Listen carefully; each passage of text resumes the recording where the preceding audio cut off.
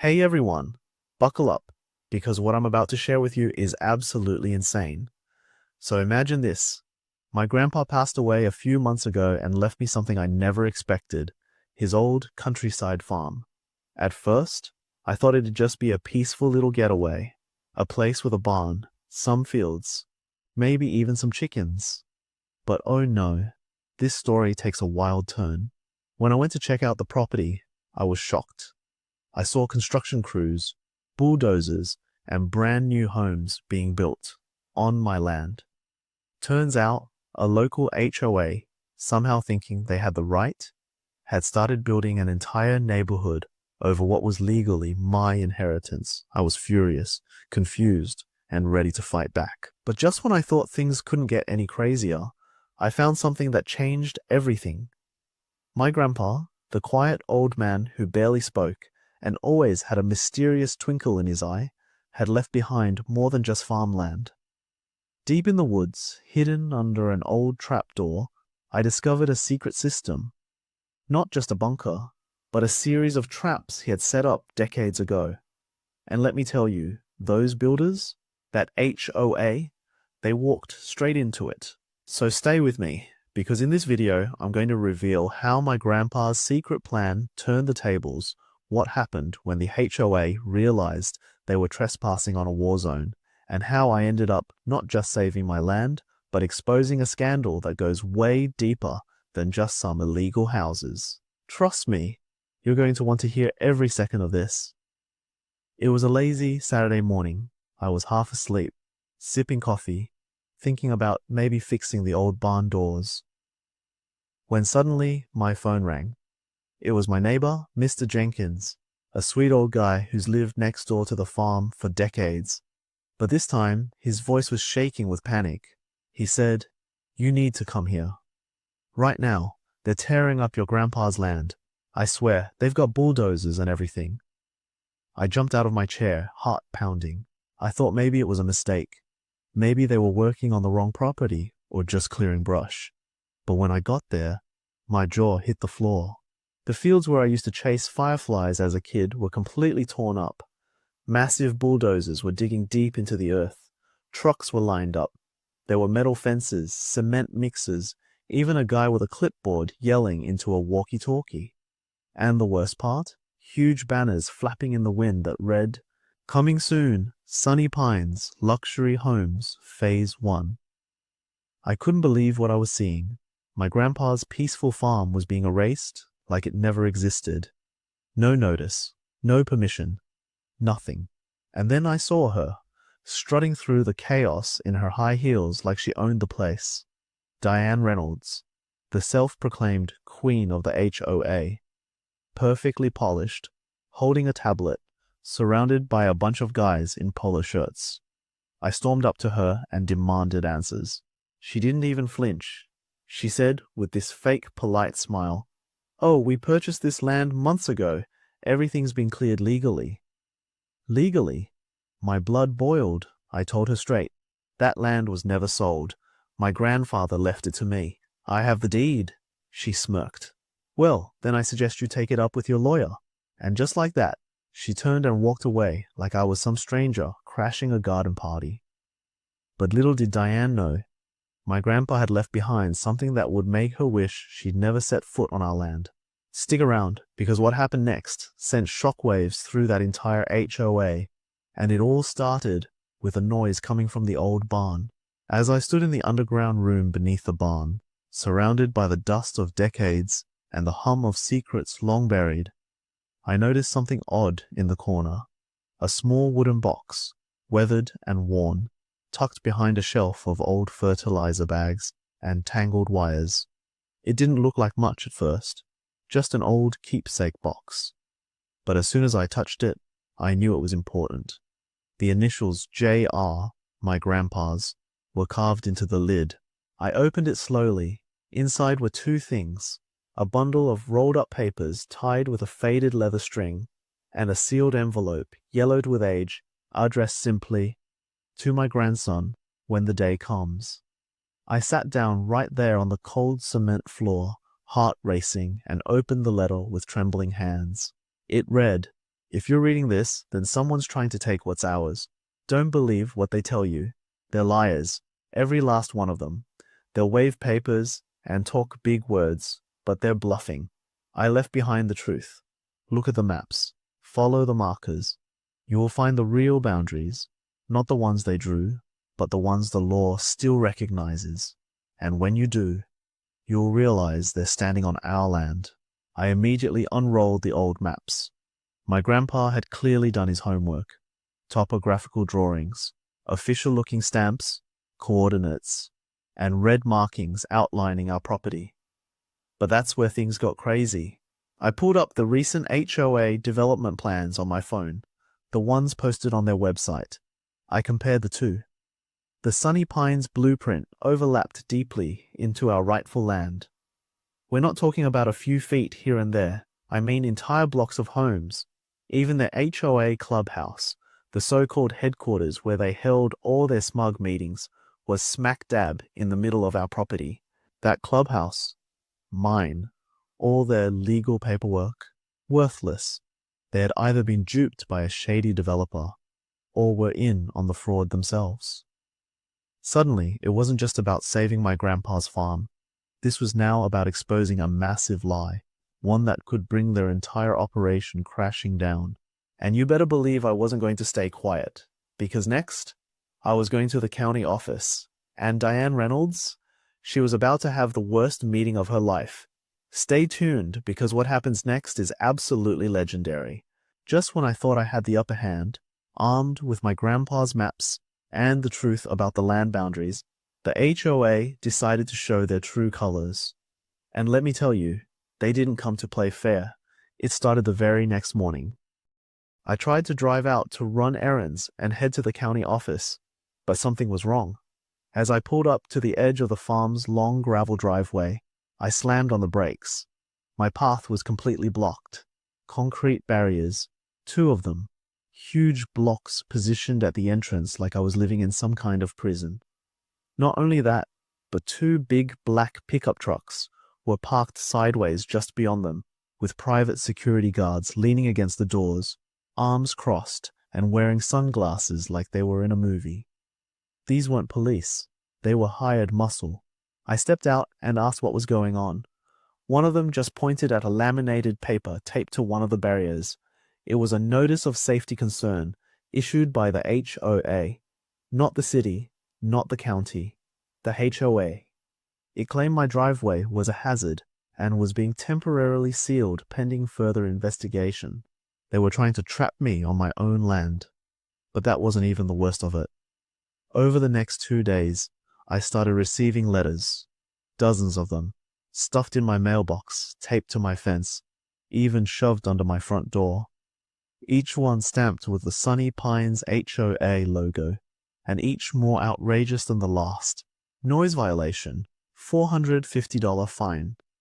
Unauthorized structure, $2,300 fine. They meant my grandpa's barn. Late payment penalty, $625. For what? I had no idea. They were trying to drown me in fake fees, threatening that if I didn't pay, they'd take legal action. One letter even said they'd pursue a lien against the property if I didn't comply with community standards. The kicker? I wasn't even a member of their HOA. This was still my land. Then came the phone call. It was Diane. She didn't even try to hide her number. I answered, and before I could say anything, she launched into her smug little monologue. Listen, she said, I get it. You're emotional. You want to play hero for your grandpa. But here's the thing. This is our community now. My friends run this town. The zoning board, the building commission, the permit office, they all answer my calls. Who do you think they're going to believe? You? Or the woman who throws charity galas with the mayor? I could hear the smirk in her voice. She thought she had already won. But what Diane didn't know was that I had already taken the real maps to the county records office. And something huge was about to flip the whole situation upside down. Because the truth? It doesn't care who you know. And it was about to come crashing down on Sunny Pines like a storm they'd never forget. Keep watching. The real battle's just getting started. After Diane's smug little phone call, I knew one thing for sure. She wasn't just abusing power, she was hiding something, and if I was going to take her down, I couldn't do it alone. So I decided to go directly to the people she was supposedly protecting. I spent the next few days knocking on doors in the Sunny Pines neighborhood, the very homes they had built on my land. At first, folks were skeptical. I mean, I was just some guy showing up unannounced, talking about maps and traps and stolen farmland. But once they realized I wasn't there to yell or judge, just to listen, everything changed, and what I heard absolutely stunned me. A young couple told me they'd been fined $300 because they painted their front door a shade too red. An older woman whispered that she was cited for growing tomatoes in her front yard. They said it disrupted the visual harmony of the community. One dad nearly cried as he told me his kids weren't allowed to play basketball outside anymore because Diane claimed it was too noisy and brought down property values. That's when it hit me. The HOA wasn't just stealing land. They were stealing peace, pride, joy. People weren't living in a community. They were surviving in a dictatorship wearing pearls and a pencil skirt. So I told them everything. I showed them the original property maps my grandpa left, the letter, the blueprints. I explained how the entire development was illegally built on my land, and how the documents Diane had waved around were fraudulent or manipulated. Slowly, one by one, the homeowners began to realize they'd been scammed too. And that's when the murmurs started. We need to say something. This isn't right. We've been lied to. Next thing I knew, someone suggested a community meeting, but not just any meeting, a town hall showdown. And guess who was invited front and center? Diane Reynolds. The night of the meeting, the room was packed. Residents, reporters, even a few local officials. I stepped up to the podium with the original land deed in one hand and my grandpa's map in the other. I said, loud and clear, these homes, this clubhouse, this entire development, they're standing on land that was never legally sold. My grandfather owned this land. He passed it down to me. You were lied to, and I have the proof. Gasps, whispers, shocked faces everywhere. But then, just when Diane stood up to deliver her usual "we followed protocol" nonsense, it happened. The HOA treasurer, a quiet, middle-aged woman named Carol, stood up and slammed a folder onto the table. "I can't do this anymore," she said. "I've seen the numbers. I've seen the bank records. Diane has been stealing money from the HOA fund for years. Thousands of dollars rerouted into private accounts. You all trusted her, and she used you." The room exploded, yelling, demands, people waving their fine notices and threatening lawsuits. Diane tried to shout over the crowd, but it was too late. The mask had fallen. And me? I just stood there, calm, watching everything crumble, just like my grandpa planned. But this isn't the end, because next, the traps get triggered. And trust me, the HOA was about to learn what happens when you mess with a farmer's legacy. Keep watching. It's about to get wild. Everything was set. The community had turned. Diane's lies were unraveling fast, and the HOA's grip on Sunny Pines was slipping by the hour. But there was still one more card left to play. My grandpa's final trap. You see, Grandpa wasn't just a farmer. He was a strategist. The kind of man who didn't just defend his land, he studied it, respected it, knew every inch of it like the back of his hand. And deep in the hidden box under the barn, along with the maps and blueprints, he left one more document, a letter from 1973. It was an old land survey stamped by the U.S. Environmental Protection Agency. I didn't think much of it at first, until I read the fine print. Turns out, a huge portion of our land, including the part where the HOA had built their fancy clubhouse, pool, and garden, was officially designated federally protected wetlands. That's right, protected wetlands. And under federal law, you can't build anything on it. Not a house, not a patio, not a mailbox, nothing.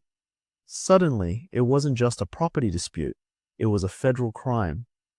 I rushed the documents to a local environmental attorney, and within 48 hours, it hit the news like a thunderclap. Front page headlines: HOA built homes on protected wetlands. Federal investigation underway. Local man uncovers massive HOA corruption. Sunny Pines development in legal freefall. Reporters flooded the neighborhood. Helicopters buzzed overhead. And then came the moment that felt like something out of a movie. The police raided Diane's office. They walked right into the HOA clubhouse with warrants in hand and started seizing files, hard drives, anything tied to finances and land deals. Diane tried to talk her way out of it, lipstick perfect, heels clicking, but it was useless. They cuffed her right there in front of the homeowners she once controlled like puppets. She kept screaming about property rights and fabricated documents, but no one was listening anymore. The spell was broken, and just like that, the HOA collapsed. Homeowners gathered outside the clubhouse, cheering, laughing, hugging, some even crying, not out of sadness, but out of sheer relief. Years of unfair fines, threats, and fear, finally over. Within a week, a new neighborhood council was formed. One of the first things they did? They rewrote the community rules. Gone were the ridiculous fines and color codes. Paint your door any color, the new sign read. Grow your tomatoes. Let your kids play. This is your home now. And me? I stood there watching it all unfold, hand on the gate to the farm, just like Grandpa used to do. Proud, quiet, grateful. His trap wasn't just mechanical or legal, it was moral. It reminded people what community actually means. And thanks to him, the land, the people, and the spirit of the farm were finally free. But the craziest part? There's still one door in that barn I haven't opened yet. So if you want to hear what's behind it, stick around. This story's not over just yet. In the weeks that followed the collapse of the HOA, something beautiful began to happen. Something I think Grandpa always dreamed of. His farm came back to life, no longer a battlefield or a broken memory. It slowly transformed into the heart of the community. The old barn? We turned it into a neighborhood gathering space, complete with string lights and benches. We hosted weekend markets there, people selling homemade jam, fresh eggs, crafts, and honey. The very families Diane had once fined for unsightly flower pots were now planting community gardens right on the land she tried to steal. Trails were built through the untouched woods, winding alongside creeks and through open meadows. People walked, kids played, couples watched the sunset. The land was finally being lived in, not paved over.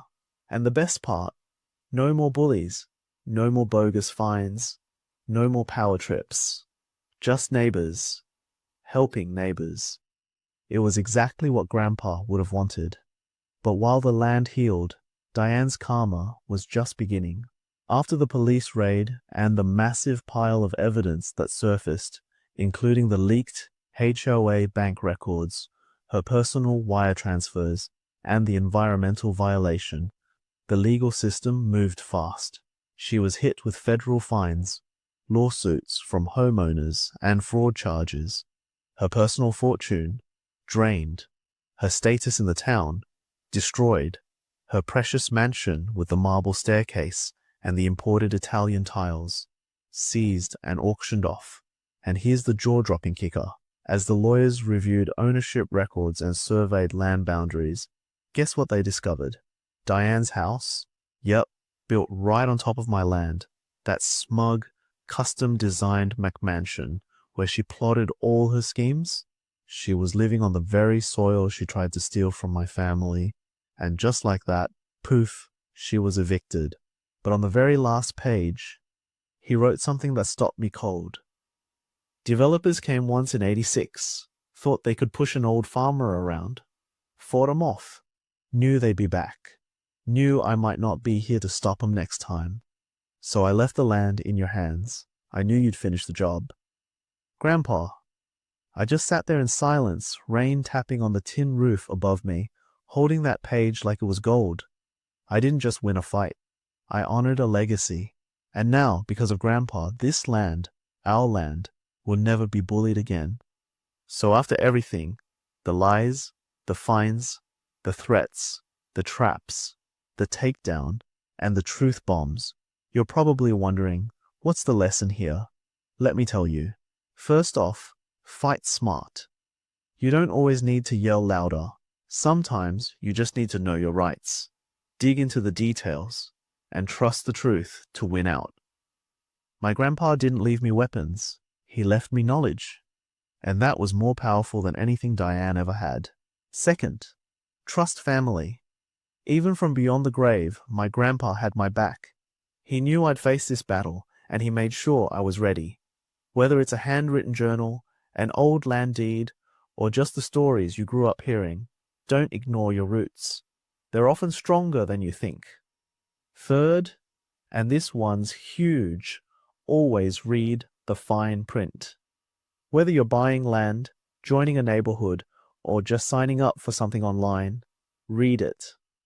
Don't assume someone in a suit has your best interests at heart, especially not if they wear pearls and call themselves Queen of the HOA. And finally, never, ever let bullies win. Whether it's an HOA, a corrupt official, or some smug developer who thinks they can steamroll your family's legacy, stand your ground. Bring receipts, know your history, and don't let them take an inch without a fight. Because if there's one thing Diane and the entire town learned the hard way, it's this. You never underestimate a Miller. So now I want to hear from you. Drop a comment down below. Would you take on an HOA if they came for your land? Or would you set your own trap like Grandpa did? I read every single one, and trust me, I want to hear your war stories. And hey, if you loved this roller coaster of a ride, if it made you laugh, get mad, or fist pump in triumph, smash that subscribe button. Hit like share this with someone who's ever gotten a bogus fine for too much lawn decor, because we're just getting started. There's a lot more land to defend, and a whole lot more stories Grandpa left behind. See you in the next one. Stay smart, stay grounded, stay legendary.